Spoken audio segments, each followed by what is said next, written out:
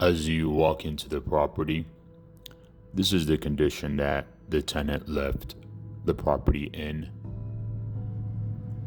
Based on California law, after an eviction or after the tenant turns in their keys, you have 18 days that you must give to the tenant to come and pick up all of their belongings.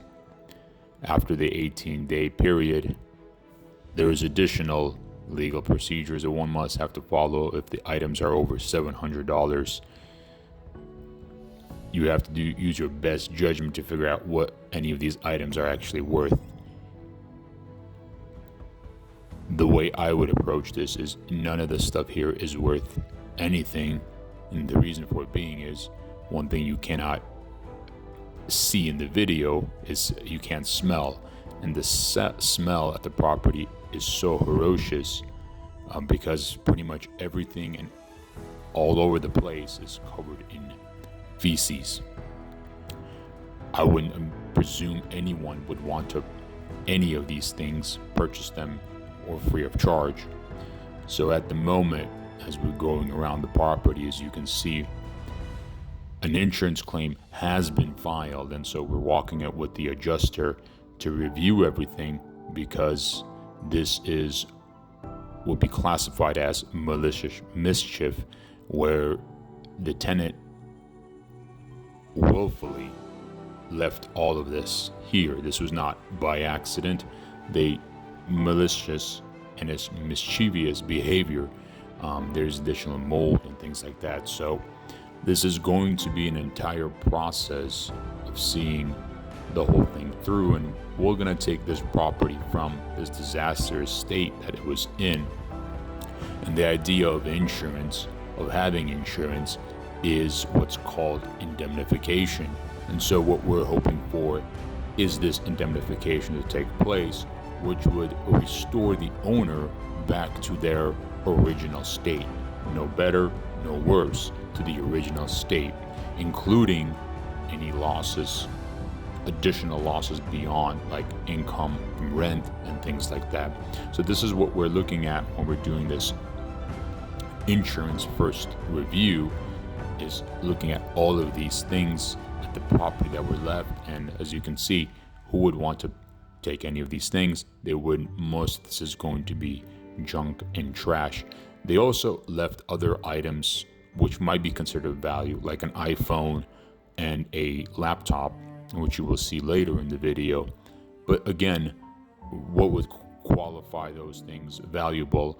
One would have to only speculate, because if the iPhone is locked, who is going to spend that time to break that iPhone to unlock it? I don't know. We certainly aren't going to, and potential buyers are not going to. The same thing with the laptop. If the laptop is locked, the only thing really you can do is do a hard format on everything and reformat everything to potentially use it again.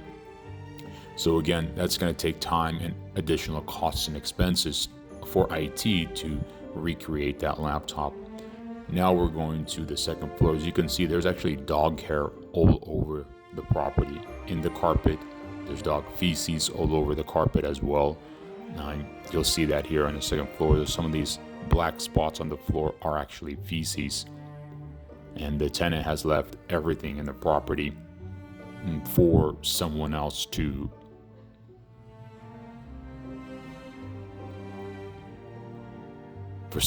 handle it and remove all this stuff. If you can look at, we'll go into the bathroom here as well. You'll see that in the bathroom, there's some additional damage to the faucets. You can really see just a lot of negligence. We're all wearing masks. The mask I was wearing, I was prepared for this, was almost a HEPA mask where I can't sound anything through it. The other individuals were not wearing a mask with that, and they could smell everything through it. So it was really, really atrocious, just from a smell perspective, and just being in there. It's one might posit a biohazard suit might be needed. I was just checking to make sure that there was no mold or leakage from possible tenant negligence of pipes and things like that. But this is the condition of the shower. The camera also doesn't paint the best of pictures.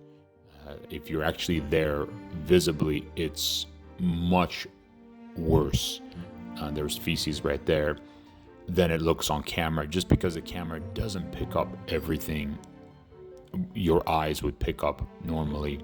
And this is how they left the primary bedroom. There's some writing on the wall, and overall condition of the property, as you can see, in a disastrous shape. But this is why you do things ethically, with integrity. And we do have pictures of before the property was given to the tenants, before they took possession. And of course, this is how the property was after. We also have inspections that we did during this before this all took place, which was not in this condition, of course.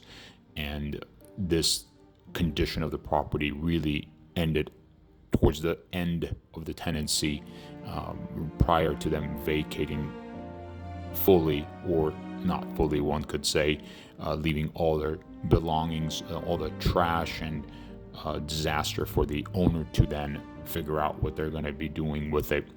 There's also bugs all over the place. You can't really see them, but there's that little spots right there. Those are actually old dead bugs that you saw in the shower. And you can see again that the hardware is completely destroyed. It's just absolute colossal disastrous mess. One of the worst properties I've seen in terms of how one left it in this condition. And there's actually a window screen right there as well that was just left there. So overall, it was quite shocking to see what the tenants did to this. Now, here's the thing. If you're a tenant and this is how you're going to be behaving, you have to understand that the insurance company has attorneys, and they have what's called a subrogation attorney. They're not going to just let this go. They're going to come after you because they're going to pay out on this claim, and then they're going to go after the guilty parties.